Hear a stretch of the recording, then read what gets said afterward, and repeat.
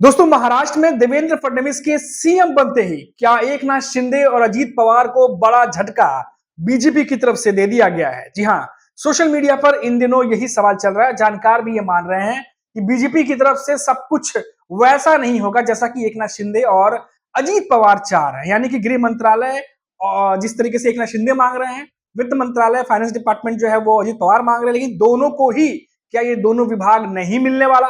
जी हाँ, ये अपने आप में बहुत बड़ा सवाल है, क्योंकि ऐसा लग रहा है कि ये जो खींचतान और मंथन चल रही है, बीजेपी अपने पास से ये दोनों मंत्रालय जाने देना नहीं चाहती, और वहीं एकनाथ शिंदे अजीत पवार पूरी कोशिश कर रहे हैं कि मंत्रालयों पर कम से कम कब्जा जमाया जाए, क्योंकि सीएम तो एकनाथ शिंदे बन नहीं पाए।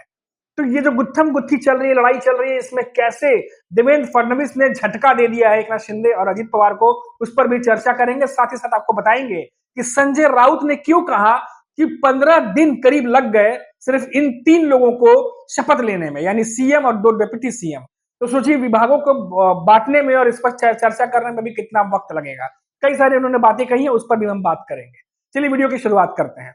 नमस्कार दोस्तों, मेरा नाम है मनीष कुमार सिंह और आप देख रहे हैं 4PM महाराष्ट्र, और आपका बहुत बहुत स्वागत करता हूं। दोस्तों, देवेंद्र फडणवीस सीएम बन गए हैं।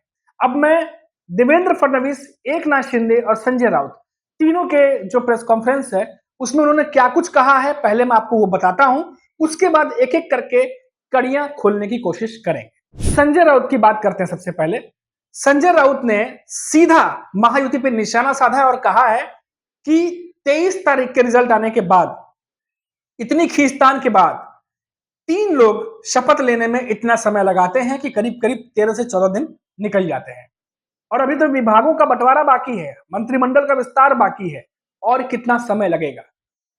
और इस बात को कहते हुए संजय राउत ने कई सारे सवाल खड़े किए। साथ ही साथ महायुति के भीतर क्या चल रहा है इसको लेकर भी सवाल पूछा।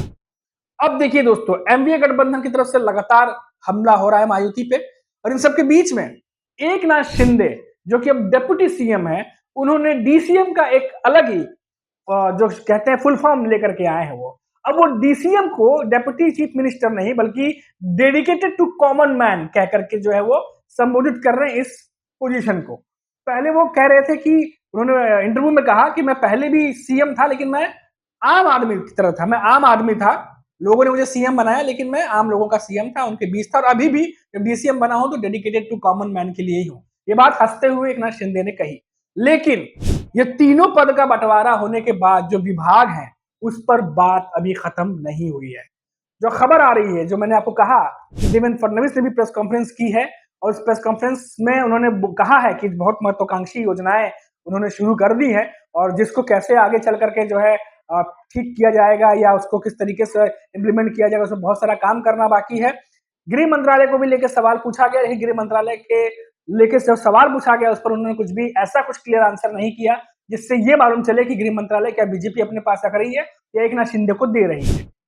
अब खबर ये निकल के आ रही है दोस्तों कि बीजेपी वित्त मंत्रालय, फाइनेंस डिपार्टमेंट और गृह मंत्रालय, ये दोनों ही मंत्रालय अपने पास रखना चाह रही है। अब इसमें कितनी सच्चाई है ये तो अब अंदर जो नेता बैठे हैं वही जाने, लेकिन ये भी बात निकल के आ रही है, क्योंकि जिस तरीके से अभी तक इन दोनों विभागों का जो है वो बंटवारा नहीं हो पाया कि कौन किस विभाग को संभालेगा, उससे ये अंदाजा लगाया जा रहा है कि क्या बीजेपी सीएम पद पर अपना नेता बैठाने के बाद, देवेंद्र फडणवीस को सीएम पद सौंपने के बाद, क्या जो बड़े विभाग हैं वो भी अपने पास रखना चाहती है।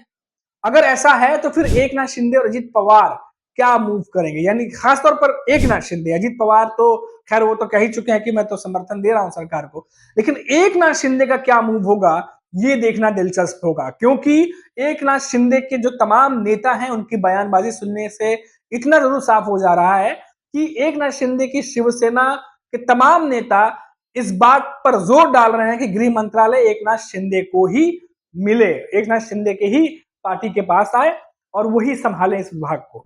और दूसरी तरफ हम देख रहे हैं कि बीजेपी अपने पत्ते नहीं खोल रही है। उनके कोई भी नेता जब इंटरव्यू या बयान दे रहे हैं कुछ भी क्लियर कट ये बात नहीं कह रहे हैं कि गृह मंत्रालय एकनाथ शिंदे को दे रहे हैं या नहीं दे रहे हैं।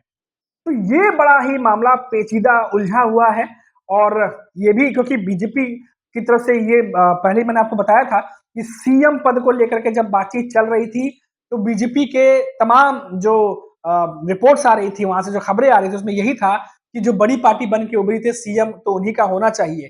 तो इस बेसिस पर और कई बातें और भी थी जिसकी वजह से सीएम जो है बीजेपी चाह रही थी कि उनके नेता बने और वो बनाया उन्होंने।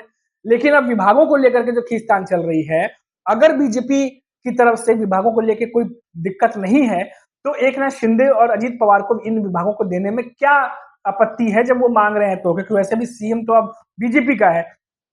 लेकिन बीजेपी दरअसल कुछ और गणित, मुझे ऐसा लगता है कि कुछ और गणित जो है यहाँ पर चल रहा है, कुछ और कैलकुलेशन, कुछ और समीकरण चल रहे हैं, जिसकी वजह से ये डिले हो रहा है।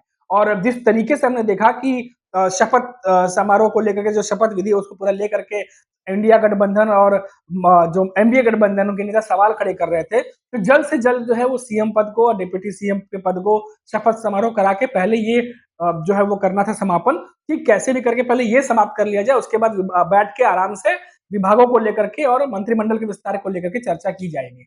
अब जो है उस पर चर्चा चल रही है। हालांकि आजकल इस पर भी हो रहा है कि जल्द फैसला आ जाएगा, तब इसको निपटा लिया जाएगा, लेकिन कब आएगा फैसला, कब निपटाया जाएगा, ये अभी जो है इस पर क्लियर नहीं कुछ भी सामने आ पा रहा। तो तीनों जो नेता हैं, प्रमुख नेता, मैंने आपको बताया कि एमबीए की तरफ से जो उद्धव ठाकरे की पार्टी के नेता है संजय राउत, वो क्या कुछ कह रहे हैं वो भी मैंने आपको बताया, कैसे सवाल खड़े कर रहे हैं। और उसके बाद देवेंद्र फडणवीस ने जो प्रेस कॉन्फ्रेंस में जो कुछ भी कहा है वो भी मैंने आपको बताया।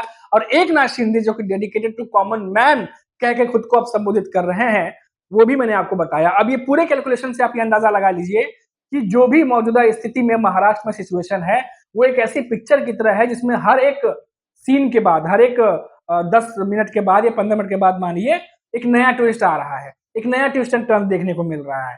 तो ये बड़ी ही सियासत यहाँ की अजीबो-गरीब इस समय बनी हुई है, क्योंकि जो समीकरण है, जो गठबंधन दल है, वो इस बार इस तरह के गठबंधन दल है जो पहले कभी महाराष्ट्र में हुआ ही नहीं। एकनाथ शिंदे की शिवसेना और बीजेपी तो थी, लेकिन अजीत पवार के एनसीपी उस समय नहीं थे, तो गठबंधन भी अलग तरीके का इस बार। तो देखना होगा कि जो चीजें मांगी जा रही हैं उसे कितना बीजेपी पूरा करती है, या फिर यहाँ भी कोई नया ट्विस्ट इंतजार कर रहा है। अभी के लिए इतना ही, फिर दोबारा लौटेंगे तो बात करेंगे किसी बड़ी खबर पर। तब तक आप देखते रहिए 4 PM महाराष्ट्र। नमस्कार।